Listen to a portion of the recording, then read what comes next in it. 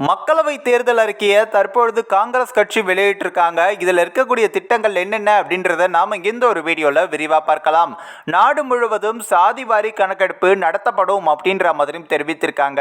NEET சியூடி தேர்வுகளை மாநில அரசுகள் விருப்பத்திற்கு ஏற்ப நடத்தி கொள்ளலாம் அப்படின்னும், இது கட்டாயம் என்பது இருக்காது அப்படின்ற மாதிரியும் தெரிவிக்கப்பட்டிருக்கு. மார்ச் 2024 வரை பெறப்பட்ட அனைத்து கல்வி கடன்களும் ரத்து செய்யப்படும் அப்படின்ற மாதிரியும் தெரிவித்திருக்காங்க. புதுச்சேரி மற்றும் ஜம்மு காஷ்மீருக்கு மாநில அந்தஸ்து வழங்கப்படும் அப்படின்னு தெரிவிக்கப்பட்டிருக்கு. மத்திய அரசு வேலை வாய்ப்புகள்ல பெண்களுக்கு 50% ஒதுக்கீடு வழங்கப்படும் அப்படின்ற மாதிரியும் தெரிவித்திருக்காங்க. அது மட்டும் இல்லாம பாஜக அரசு இயற்றிய ஜிஎஸ்டி சட்டம் ரத்து செய்யப்பட்டு புதிய ஜிஎஸ்டி 2.0 இயற்றப்படும் அப்படின்ற மாதிரியும் இந்த ஒரு அறிக்கையில தெரிவிக்கப்பட்டிருக்கு. அது மட்டும் இல்லாம மூத்த குடிமக்கள், விதவைகள், ஊனமுற்றோர் போன்றவர்களுக்கு தேசிய உதவித்தொகை தற்பொழுது 200 ரூபாயிலிருந்து 500 வரைக்கும் வழங்கப்பட்டு வருது. இது 1000 அதிகரிக்கப்படும் அப்படின்ற மாதிரி தெரிவித்திருக்காங்க.